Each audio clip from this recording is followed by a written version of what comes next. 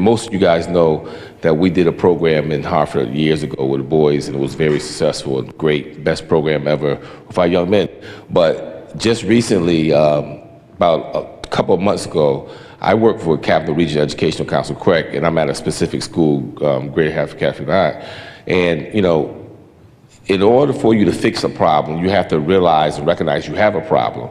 And many of our school systems, they don't want to admit that we have a problem, especially for our young men being properly educated or whatever have you. But it's funny because the district that I work with came to me 2 months ago and said, hey, we know what you did in Hartford with that particular program over at Fox, Benjamin Mays Institute. Can you create something like that in our schools? Because we looked at our data and we recognized the fact that, and they specifically, this organization, white organization, said, our young black boys are hurting. And we want you to build something for them specifically. Now think about that. This organization was led by people that don't look like us, are intentional, which is key, about addressing the concerns of our young men. And of course, you know, I took it upon myself and I'm gonna do that. I'm gonna work, create something, and not just put it in one school and put it in all our schools. So my point was just that someone said, the young lady sister said, we have to put this in school. It's gonna be part of, it's gonna be part of the curriculum. It's gonna be a class every day that they're gonna take, led by a black male, teaching them about everything they need to know to be young black men. Thank you.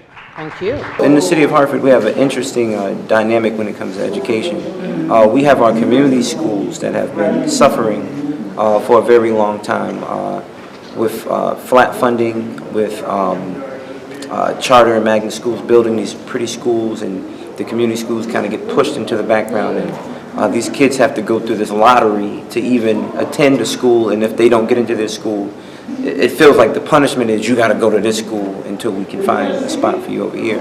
And the kids in the community school don't really get the necessary services and the attention that they need. So we decided to focus our energy on the community schools, because that's one where the need is, but those kids need, and those young men in those schools need an example. So we focused in on the 4 community schools. As we know, there were 5 last year, now there are 4, and with the talks of consolidation in our community schools are facing a challenging time with even staying open. So we wanted to work with the kids there to show them that no matter what the paper says about your school, that you're still valuable in our eyes. One of the greatest things that we have as a resource is our youth. They are our future, they are our inspiration, they are our legacy. And one of the things that we have to do is nurture them. I started a leadership program about 10 years ago to engage in youth in the inner city of Hartford. Leadership was not a buzzword back then, but it is now.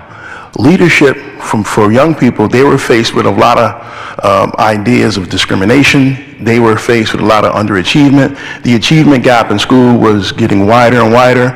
And also, being involved in the Hartford public school system comes a little negative connotation. So their image and self-esteem was somewhat low.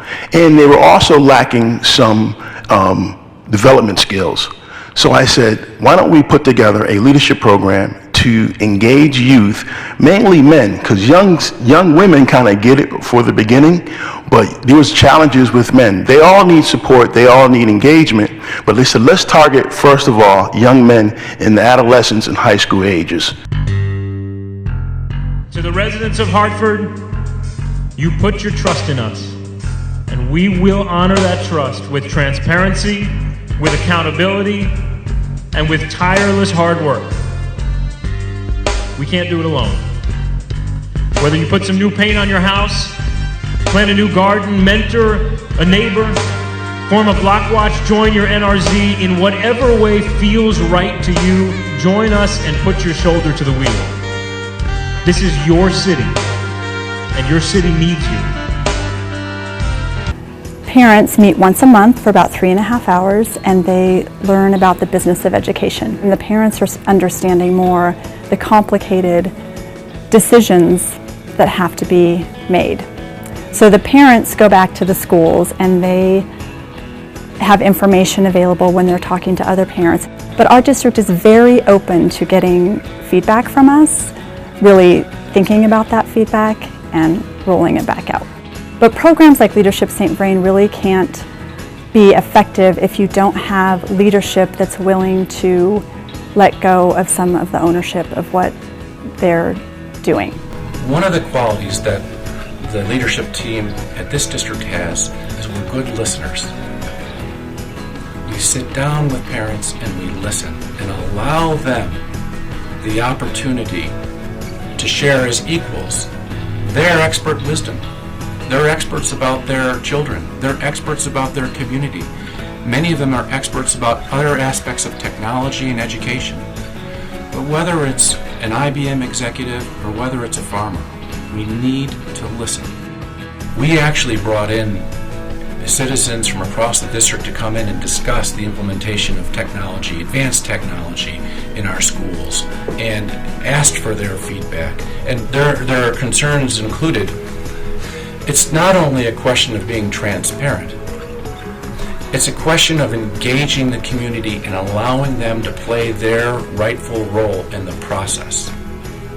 And it's not a one and done proposition. It's an ongoing practice of building a culture of engagement in which parents and other citizens constantly have the opportunity to participate in these great conversations. Whether you are a large district or a small district, urban or rural, you need to be connected. And there's so much power in being a connected educator, especially now with so many of the transformative ways to connect. Again, I want to make the point and echo what Mr. Waring, Chairman Waring, has said. This is a starting point. It was always designed that way, and it will continue to be that way. This is not the ending point. This is the beginning. So a teacher who would like to develop his or her own professional learning network, kind of using people from within inside the district or outside the district, following experts in a field of their choice, they can set up an inquiry, fill out a template model, say what they'd like to learn, what experts they'd like to learn from, and document that journey of learning and get salary credit for that. I remember I remember the question being asked in one of the meetings about the student performance data in magnet schools and correct schools versus the neighborhood schools. I'll tell you what we want to do next is bring out the young people. In November, when one of our authors said, you want to know what young people are thinking, you got to ask them. And I think that that's the next thing that we should do. One of the things that we did back in 2008 was we decided that we needed to involve our community in a major way.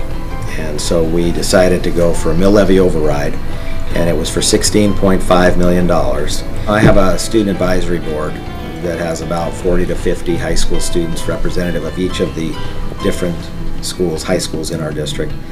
And we were talking to them about this, and they wanted to participate because obviously the students have a lot at stake when it comes to resources and the quality of their own education.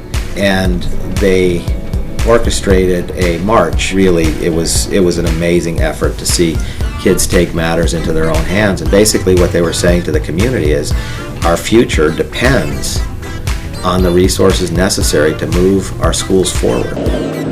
In the coming weeks, the district will finalize a budget that affirms a very stark truth of having to do more with less, and will reimagine a school district with fewer buildings but stronger programs.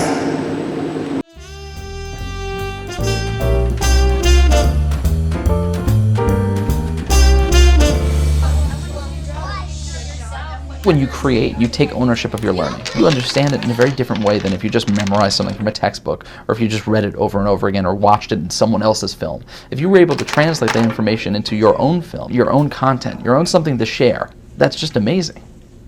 People have been integrating technology in the classroom forever. What I think is really exciting about what we're seeing now is that technology is being used to fundamentally transform what the classroom is, fundamentally transform what you can do with the classroom.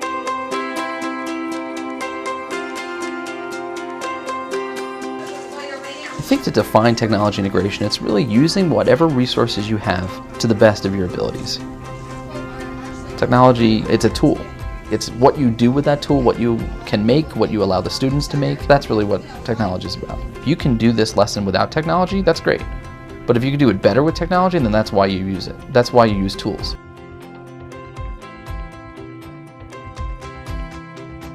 This is a list of different applications that you can use to make music or do art. I've used it to record some of my personal narratives that I've written. My eyes were drooping. I was drifting off to sleep. Students today are creating using digital tools. They're not creating using analog tools. For us to feel like we really are connecting with our kids and to make learning fun for our kids and meaningful, we need to meet them where they are.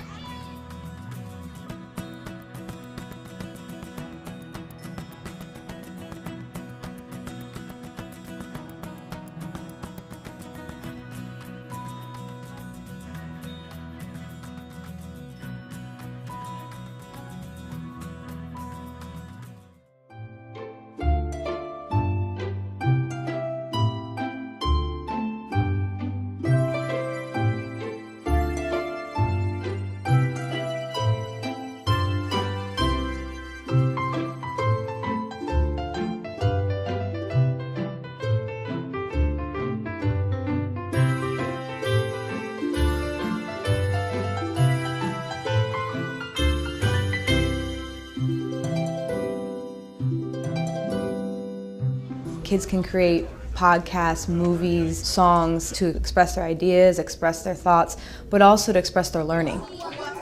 And sometimes they learn things we didn't expect them to learn. Like I had my second graders reflect on the project they did, and some of them said, I learned how to get along with somebody, or I learned how to work with somebody. In this lesson, you will learn about multiplying decimals. So here we have 3 problems. They have the same digits. It's 1, 4, 3 times 6. This internet thing that has become a big part of our lives, it's really enabled people around the world to connect in ways we never imagined. People always say that the kids respond better when they're able to share their work. Well, of course, because they have a valid audience. It doesn't go into a pile on the teacher's desk and they get handed back to their folder. Kids today can create stuff and share it with the entire world. And they have that authentic audience. They have people that actually not only will read it, but also care about it. We have to make a movie project, so you you have a topic, and with your topic you speak into a microphone, and then you draw pictures to go with what you're saying. If they have the link to our website, which they might end up getting by searching something on Google, and then this might pop up.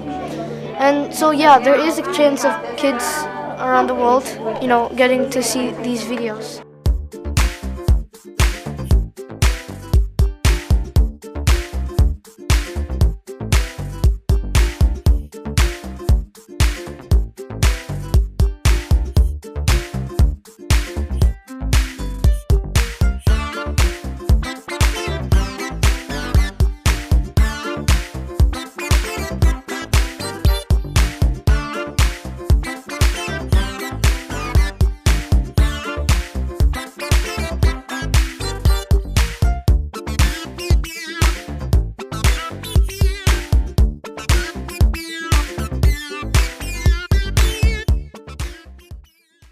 The traditional academic model that we've inherited from the Prussians 200 years ago is we have a set amount of time to learn something, and then there's an exam. You get a B, I get a C, even though the exam identified that you have some basic weaknesses, I have even more weaknesses, we'll then move on to the next concept. So instead of doing that traditional everyone move together in lockstep model, with technology you have the potential to everyone learn at their own pace and master concepts before they move on. Have the teacher get real-time dashboards to see who's stuck on what.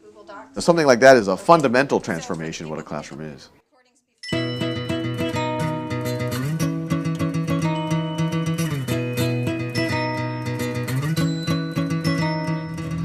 The role of the teacher has shifted.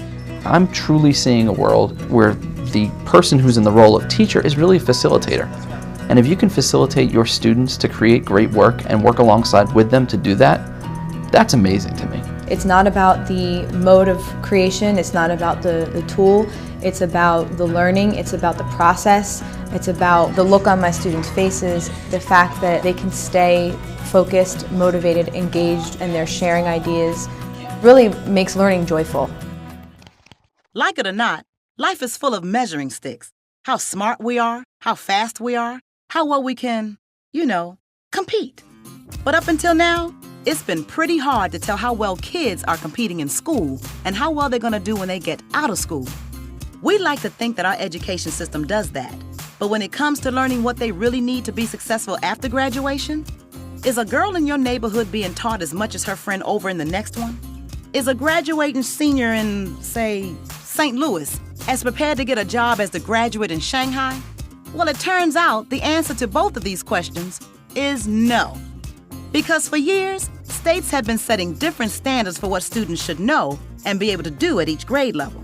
That's making it too hard to know if our kids are really doing well enough overall, and if they can really compete for a job someday. What we really need are clear goals. That's where the Common Core state standards come in. They're like a total sea change in education. Consistent, strong, clear benchmarks for English language arts and math. Here's how it works. You can think of kindergarten through 12th grade like a giant staircase. Each step is a skill your child needs to learn before stepping up to the next one. But right now, too many kids aren't really confident with 2 + 2 before they have to move on to 2 × 2. We need more focus on the skills that help them move up the stairs, or they can slip up and fall behind. And there's another problem. What if everyone's stairs were made at different heights? Well, here we go again. They are. So, a boy in Seattle who's rocking an A in English literature could be getting a C on his Chicago friend's staircase. Oops. We need to create consistent steps in education, too. So first, each standard creates a landing on the staircase, a stop along the way as your child heads toward high school graduation. Each stop is a chance for every parent and teacher to focus on the skills their students are supposed to know at that step, no matter the zip code, language, or race.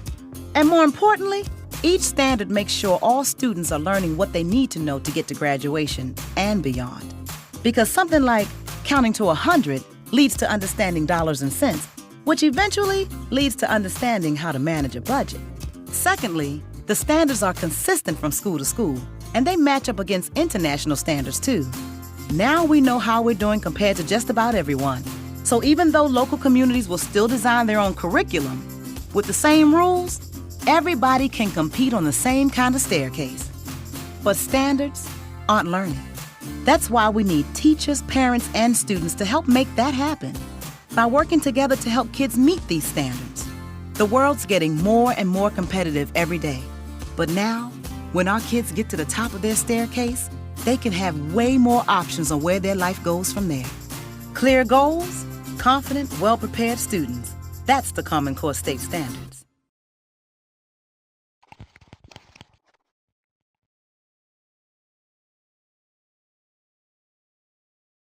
A friend of mine told me recently that her 6-year-old son had come home from school and said he hated math.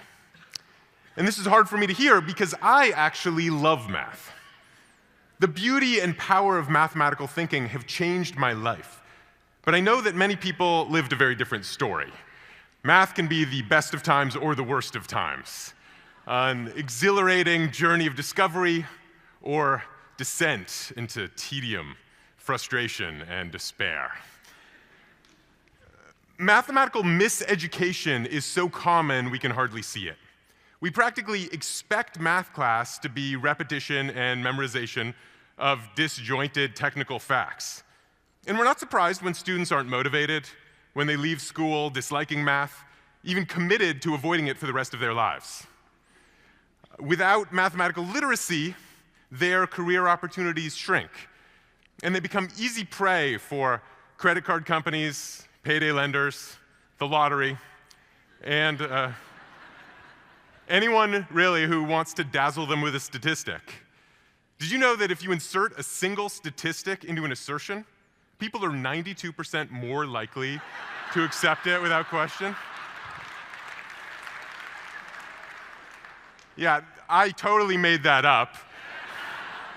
And 92% is it has weight even though it's completely fabricated. And that's how it works. When we're not comfortable with math, we don't question the authority of numbers. But what's happening with mathematical alienation is only half the story. Right now, we are squandering our chance to touch life after life with the beauty and power of mathematical thinking.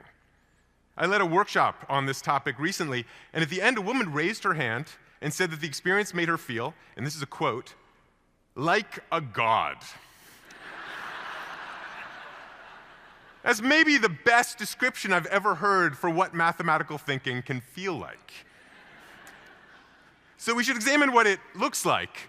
A good place to start is with the words of the philosopher and mathematician René Descartes, who famously proclaimed, "I think, therefore I am." But Descartes looked deeper into the nature of thinking. Once he established himself as a thing that thinks, he continued, what is a thinking thing? It is a thing that doubts, understands, conceives, that affirms and denies, wills and refuses, that imagines also and perceives. This is the kind of thinking we need in every math class every day.